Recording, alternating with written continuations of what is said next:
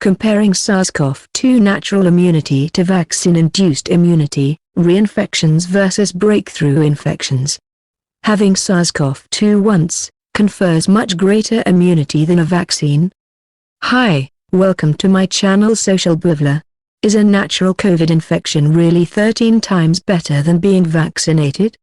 Now I want to bring to your attention to an article that came out just recently, on natural immunity. There's been a great debate between vaccine immunity, natural immunity and the combination of both.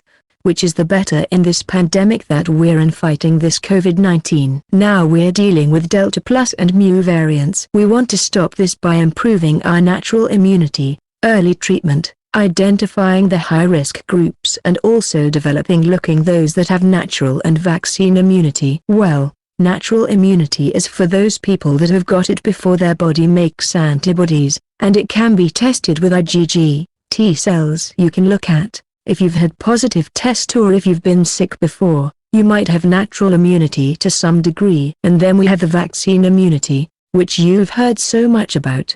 There's a big push to take these vaccines, like Pfizer and Moderna. There's also that Johnson & Johnson, and in Europe, the AstraZeneca. And the debate continues about the risk and benefits, which group helps the most from both.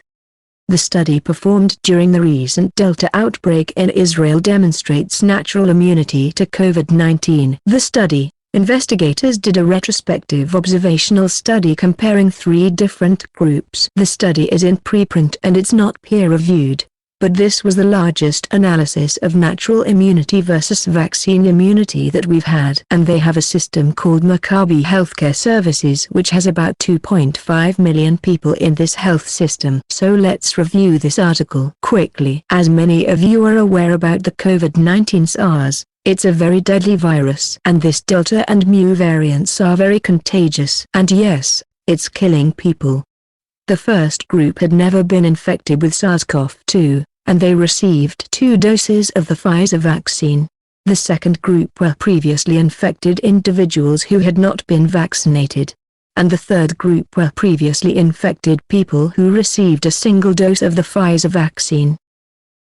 The study looked at 2.5 million people in the Member Health Fund in Israel, and this covers 26% of their population and provides quite a representative sample. The study population included people older than age 16, who were vaccinated before February 28, 2021, or who had had a documented SARS-CoV-2 infection by this date, or who had both a documented infection and then receive 1 dose of the vaccine 3 months later. As on March 2, 2021, the Israel Ministry of Health changed its guidelines to allow previously infected SARS-CoV-2 people to receive 1 dose of the vaccine after a minimum 3-month interval from the date of infection. They followed all of these 3 groups from June 1 to August 14, 2021, when Delta was the predominant strain in Israel. First, they compared vaccinated individuals versus previously infected people, and they matched for the time of the second vaccination and the time of the documented infection.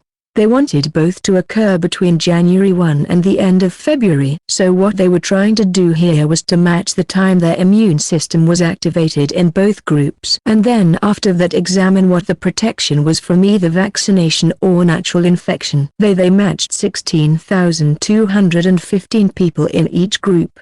There were 257 infections, of which 238 occurred in the vaccinated group, meaning a breakthrough infection, and just 19 in the previously infected group. Now, this represents a 13 times increased risk for a breakthrough infection as opposed to reinfection. Statistically, the likelihood of this result occurring by chance would be less than 1 in 1,000.